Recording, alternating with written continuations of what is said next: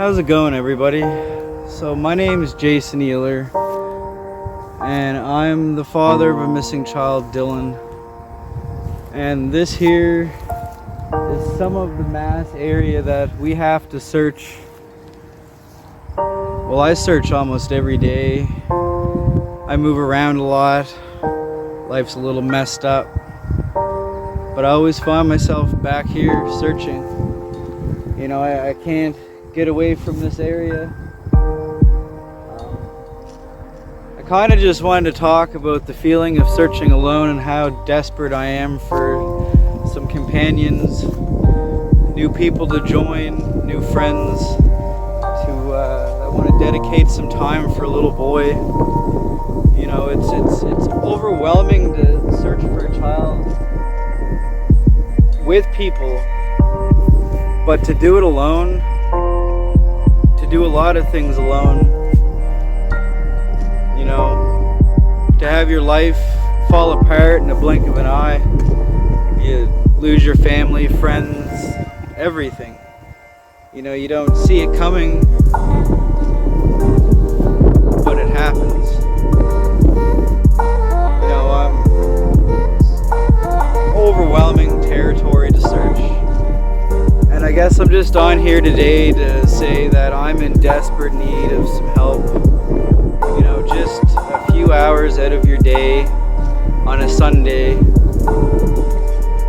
to do something better than yourself, to help a little boy that, you know, wants to come home one way or another. You know, he wants to be home. You know, and anyone with a child must understand that feeling.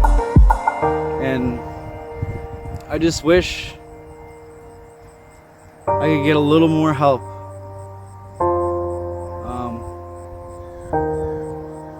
I guess that's all I'm trying to say is I'm desperate for some help in this community.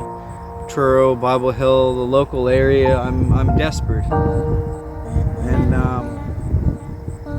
you know, this is coming up to the end of the second summer, and if anything is going to be found, it's going to be hopefully now, because within time clothing disintegrates, and I just think this year is important for him and for the family to really focus on. You know, I understand that a lot of people don't think he was kidnapped, but there's a chance that he did go into this massive body of water. And I think we can all just agree that this needs to be taken care of. We need to search, we need to keep going. People say try to move on, you're allowed to be happy, you're allowed to, you know, move on for a little bit, but I disagree, because Dylan's not moving on. Dylan's either out here or in some freak show's house.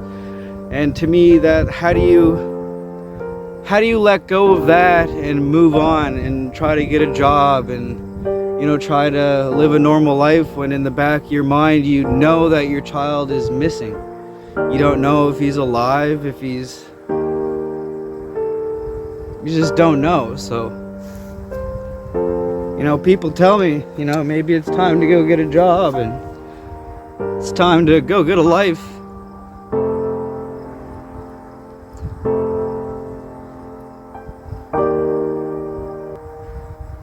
How do you do that? How do you do that with your only child missing? How do you stop fighting?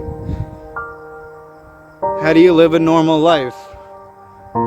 How do you make sense of any of this crazy story? You know, I lived a normal life at one time. I had a job, I had a family. You know, I had struggles, but it was normal. You know, and you blink your eyes and everything is gone. It's like this nightmare that you never wake up from. And, you know, how do you move on? How do you focus? You know, counselors in Nova Scotia, they're horrible. I had a counselor for 5 minutes and she went on sick leave for 2 months, so I haven't even had a chance to talk to anybody. You know, it's, even if I could talk to them, I don't even understand what they're gonna tell me to help me move on from this. You know, what if Dylan's missing for the next 30 years? How do you get over that? How, as a parent, do you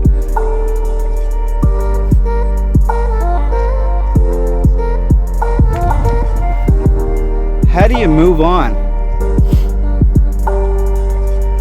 How do you get a job? How do you fucking start life? I've been alone in my car too long.